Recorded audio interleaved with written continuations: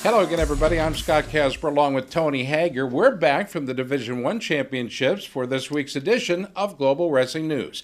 It was another record-breaking year for college wrestling.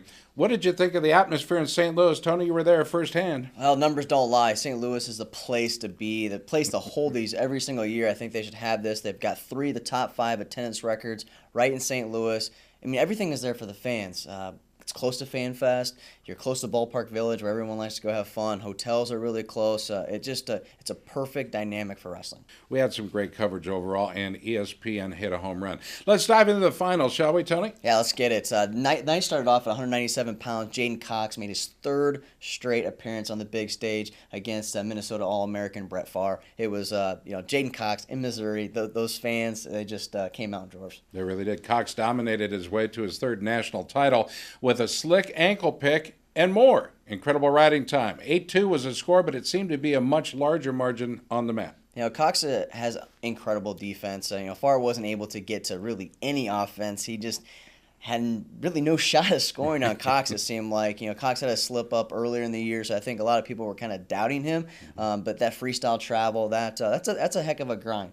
And when he gets in Scott Trade Center, he's better than almost anybody in that arena. Well, in a rematch of the Big Ten Finals, Wisconsin's Connor Medbury was looking for a huge upset over the returning national champ, Olympic gold medalist Kyle Snyder. Snyder hit a huge double-leg takedown in the first 30 seconds to go up by 2. Medbury escaped, and Snyder kept the pressure on to catch Medbury stalling. And into the 3rd, Medbury would choose a top position, but Snyder, well, he was able to get the escape and takedown to solidify his 2nd national crown. Back-to-back Olympians in the finals. What are your thoughts? Yeah, wrestling is wrestling. Everyone talks about not spending the time in the off season to wrestle freestyle. It's difficult to transition, right. But I think this solidifies that saying that if you want to be great, you have to go freestyle route, and it can transpire over into folk style. Snyder, able to dominate through the whole tournament with that rib injury was something that gets overlooked, because I think Corey Clark's shoulder kind of overshadowed it, but he had a major rib injury, and he dominated his way to a national championship again. Absolutely. And Darian Cruz, man, he brought down the house by upsetting undefeated Thomas Gilman in the semifinals, then had to face former high school rival Ethan Lezak in the finals. First, what are your takeaways from Gilman? He just took his foot off the gas. I think, Cruz just popped him in the face, really kind of came with him with heavy hands, something he's just not used to. He's had that a couple of times, but he just seemed like he was kind of hesitant and didn't want to tie up with him, and that's really stepping back. That's not really where Gilman's at. He needs to put the pressure on, and took his foot off the gas. That's simple. All right, here's what Gilman had to say after finishing 3rd. The mission, I came here on a mission. The mission was be a national champ. But you know what? Sometimes you get blown off course. You get dropped off somewhere else. You got to fight your way back. So once I never aborted the mission, the mission just kind of changed a little bit. I just go out and do the same thing I've been doing my whole career, wrestle whoever they put out there, and that's what I did today. And after this, I'll take some time and be emotional and refocus, and it'll set in that I'll never be an NCAA champion. And I'm sorry to my team and my university. So much offense from you all season long. What do you think happened last night that kept you from getting to offense? He was stronger than he looks, for sure. He was tying me up, really squeezing hard. And I got in a couple shots, and he stuffed me in that first one. And that second one in the overtime, I still don't really know exactly what happened. He's gamey. He's a very athletic wrestler. He jumped, I jumped, he came out on top. Just, with the rules, my hand touched, he got a 2-point takedown. So, I don't know. I don't think it was anything that I didn't do or anything that he did. It was a combination of a good match, and they had a good strategy, and I just couldn't quite get my offense up. I don't know. Maybe I was a little, I don't know. Well, Gilman was a great heel for our sport, and I appreciated him an awful lot. Tony, you were either a fan or a hater, and the haters had the last laugh, but I still appreciate him, and specifically what he did for Iowa. Yeah, everybody was on their feet, whether you hated Gilman or not. He was definitely a heel for the sport. I think we're going to have a lot more people now. he got a lot of attention. So, I mean, I think there's going to be a lot of people that want to be Thomas Gilman again. But let's go back to Cruz here. After, the series of scrambles, Cruz hit a slick headlock on the edge in the finals to go up against Lizak there. That was, that somersault, that through at the end to get Lizak. And that's a move that I really have never seen do. And now to do it on the edge of the mat was even more impressive. So to get that on the edge, to beat Gilman, to beat Lizak, easily on the most unlikely champ at the NCAA championships, I think. Hey, it's time for a short timeout. We'll be back with more insight from St. Louis. You're watching GWN thanks to Adidas Wrestling.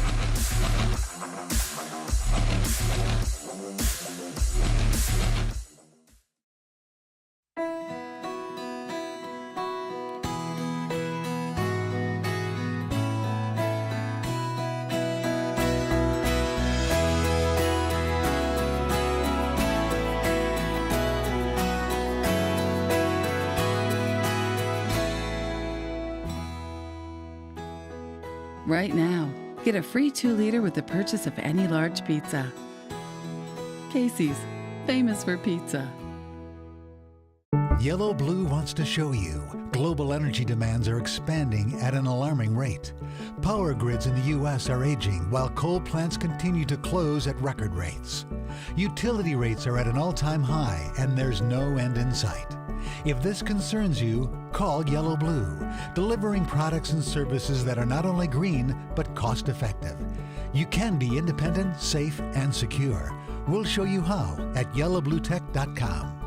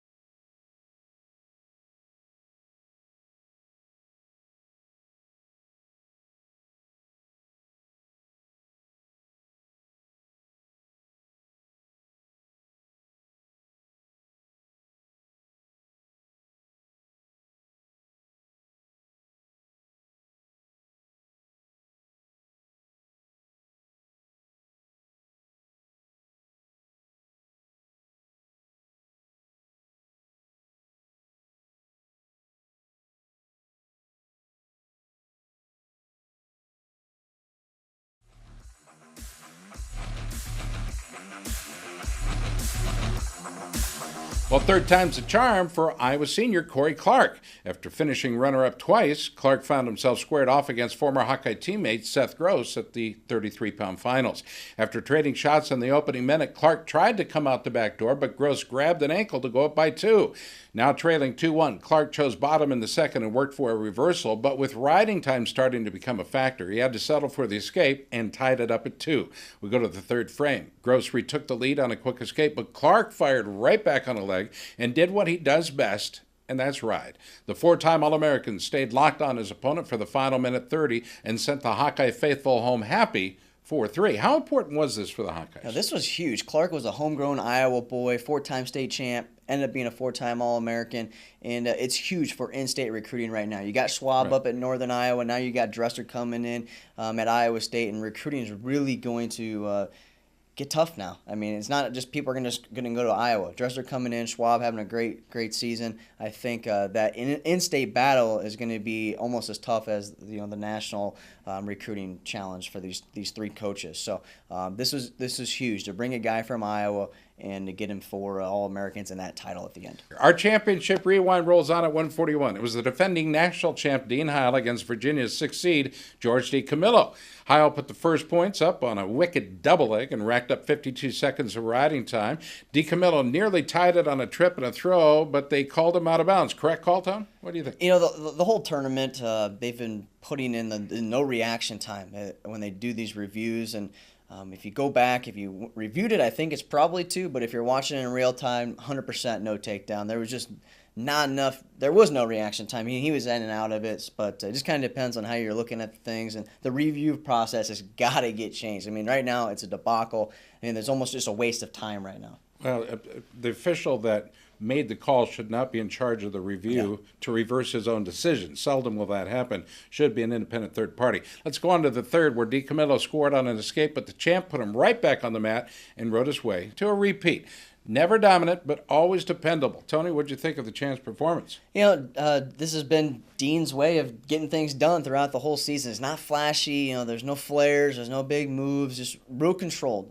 He's really difficult to score on, and he's just always in control of the match. But sometimes that can, you know, bite him in the butt, but it hasn't yet able to come away with the national championship. Can't take that away from him. Well, if you want domination, I know you do, and if that's what you desire, and I think it is, let's talk about Zane Rutherford versus Levon Mays. Mays looked like he was going to make a match of it early. He scored the first points of the match on a double leg, but it was all downhill from there. Rutherford escaped and hit a takedown of his own to go ahead 3-2 and tacked on a counter shot to close the second. Mays took bottom in the third, which turned out to be a terrible decision as Rutherford hit 3 turns on his way to a tech fall. I mean, I want to ask you about that leg cradle, Tony. It's the same move he used to pin Sorensen in the semis. It looks like it's excruciating. Yeah, Rutherford is just mean, and he's nasty. He just wants to go out there, and I think he wants to embarrass his opponents. He wants to put as many points on the board. And, you know, in the semis when he got Sorensen, I think that was a little bit of payback. I called that was going to happen. And, you know, this guy is the most dominant wrestler we have in wrestling, and he showed again for Penn State that he's a guy to watch out again for next year. Hodge Award winner? 100%. Really? You could maybe look at this a couple of different ways. You know, he had a couple of different road matches that weren't as dominant, but he got the win. You know, Jaden Cox up there, you know, based off his career, his character, he definitely deserves that. But Rutherford has been the most dominant this year, last year. So whether it's a career record, season, you know, record that they're going off of, in the end, I think Rutherford deserves it. Well, his Penn State teammate, Jason Nolf, might have something to say about that. Let's talk about his match with Joey LaValle. Yeah, Nolf took the lead on a single leg with 1 minute left in the first, followed by a quick escape, low double in the second, and, you know, LaValle escaped early in the third, but Nolf, you know, put him right back on the mat, hitting 4 takedowns for a major decision, 14-6 in the finals at 157 pounds, and a reason why I picked him number 1 in my fantasy draft. Scores, bonus points. I mean, not a lot of depth at 57. Who do you think is going to step up and challenge Nolf? Well, there's a ton of depth. In my opinion, just doesn't seem like that because Nolf is just dominates. You know, everybody you know, is really kind of going for second place here. You know, there's Joey LaValle obviously coming back, Michael Kemmer, Joe Smith, Tyler Berger, just to name a few. So I think you know, that hot guy, I think that Kemmer guy, a lot of people are hyped up on him to come out redshirt freshman to do what he did. I think he's going to be back. But Tyler Berger, too, would be a guy that he's going to have to look out for. All right, next up, perhaps the most shocking upset of the tournament. Stay tuned. You're watching GWN, powered by Nike Wrestling.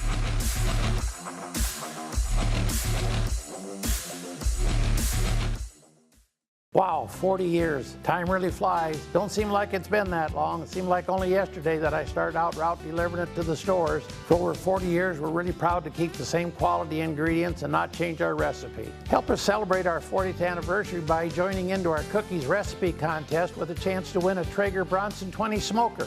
You can enter it on our Facebook page or cookiesbbq.com. Thanks for 40 years, and we'll see you in another 40 years. Cookies is the one.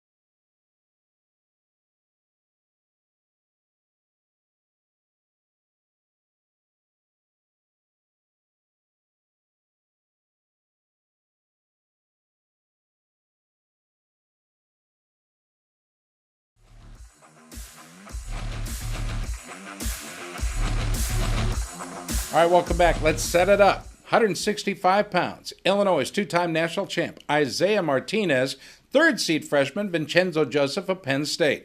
The PSU crowd is already rocking after picking up wins from Rutherford and Nolf. Could Joseph pull off the upset? I mean, you didn't see it being possible, did you? No, I mean, and I think if you did, you're just clearly a Penn State fan. Imar has been extremely difficult to score on, been dominant, hasn't been flashy this year, but he just really kind of been getting the job done, and Chenzo definitely came to party. All right, let's get down to it. Both wrestlers traded shots in the first minute with no one really being able to connect until Martinez countered for a go-behind takedown, but a quick escape from Chenzo made it 2-1. With 40 seconds left in the first, Joseph countered Imar's upper body throw for a takedown, but Martinez up, out, off the whistle, but Chenzo took it right back with a takedown on a minute 5 of riding time before Isaiah got loose to tie it up at 5.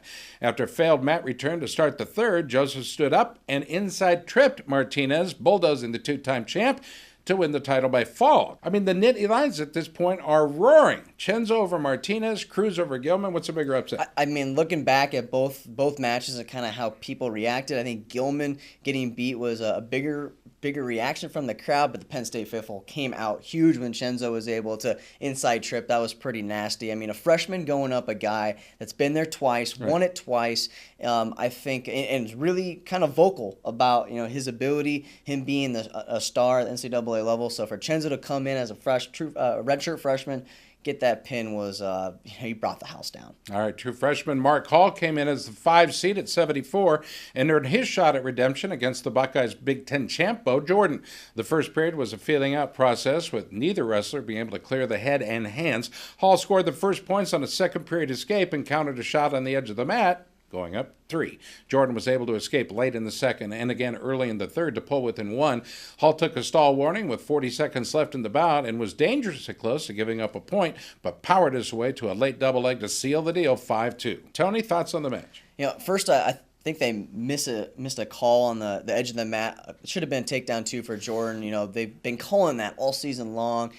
I mean, if you go back and look at the film, there's still pictures. That is 2. But I don't want to take anything away from Hall. He battled back. He was very difficult to score on. I think they maybe could have called him for stalling. I'm kind of being critical on him because I just feel like it was a kind of a boring match, and he didn't open up and was able to counter off a couple of Jordan shots. So this is kind of a disappointing match for me, the way everything was handled, and it ended up being finished. All right, the final match of the D1 Championship featured two-time defending champ Gabe Dean and second-seed sophomore Bo Nickel, again of Penn State. With the run Penn State was on, fans were on the edge of their seat for the match of the night. You voted for it, and you got it. Dean attacked first on a low double leg to go up 2-1 after an escape midway through the first. Bo responded with a step over on the edge of the mat and rode Dean out in the remainder of the period.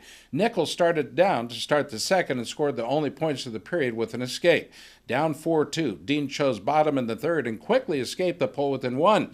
Nickel nearly scored on a takedown of his own at the 50-second mark, but Gabe countered, carrying both men out of bounds. Now inside of 30 seconds. Countdown is on. Dean kept up the pressure and nearly came out the backside for the winning score, but Nickel held on for a 4-3 upset, taking home the crown at 184 pounds. At this point, Tony, were people shocked to see another Penn State Nittany Lion victory? I mean, I guess the momentum was there. Nickel wasn't trying any flashy moves that he did last year. Ended up getting himself put on his back. Right. He stayed smart. This it wasn't a huge shocker for me. I mean, Dean, has been dominating guys all year, but he hasn't wrestled anybody really in the top 5. Nolan Boyd he took out, but he took out Miles Martin, who's been struggling at this weight class, so he hasn't really beat anybody. So it wasn't a huge shocker to me. The college season's over, and you know what that means. Transfers and coaching changes. That's next here on GWN, thanks to Barbarian Apparel.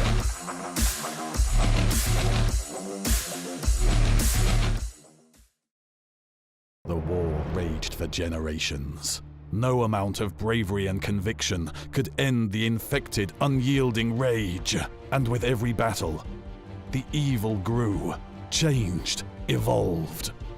The warriors needed nothing short of a miracle to stop the infection, and a miracle they received. Your body is at war against skin infections and diseases each time you step onto the mat. Protect yourself against the invasion. Defend Soap. Defend what you have built.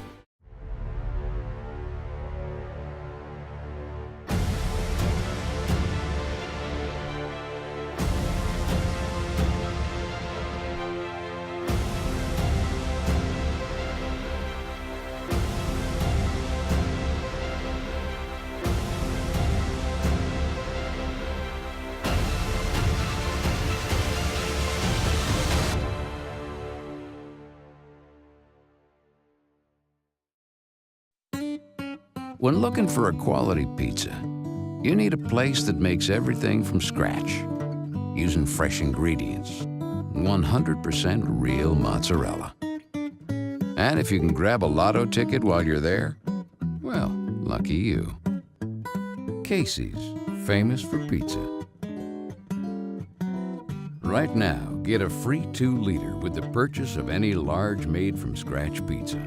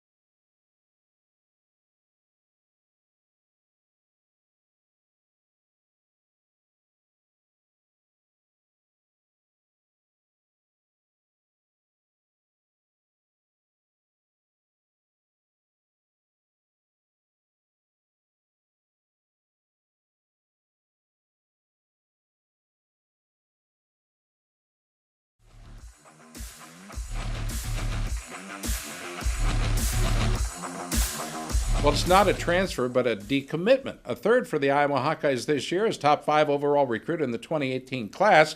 Gavin Teasdale has changed his mind, and he'll wrestle for Penn State. This one broke the internet this week. Tony, why? Honestly, I'm not shocked. There's been a lot of rumblings that this was going to go down. It was when Spencer Lee and him committed at the same time, but people gain weight quicker than they think they might. So I have a kind of feeling that these guys might have been at the same weight class, and to get Gavin into the lineup might have been tougher than he kind of expected.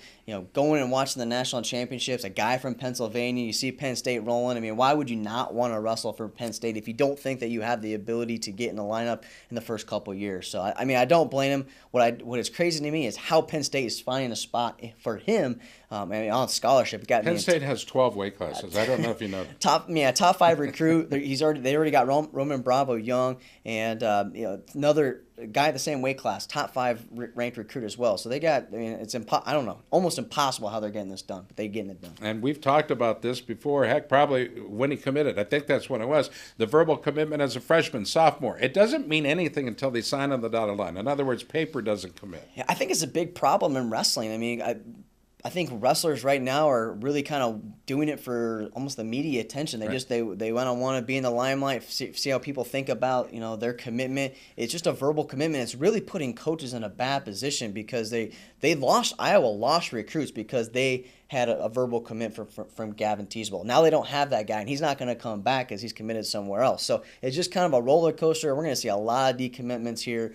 It's going to be a trend going forward. So coaches are definitely going to have to put no stock in a verbal commitment unless they're a junior or senior. Well, what can we change? I think one change could be is let's have an earlier signing period, like sophomore. Like they have to sign on the dotted line. So if they do decommit, they've got to file for a release, and there's got to be a reasons for them to have a release. So if there's a coaching changes, definitely they can get it. But if they decommit, it's a loss of eligibility for a year. It sucks, but at the end of the day, the universities have to be protected as well when they're giving these scholarship money out. Well, it's not all wine and roses for Penn State. There have been some rumblings that Roman Bravo Young might reconsider his commitment to Penn State. Like I said, it's a domino effect. Because Gavin Teasdale now is at Penn State.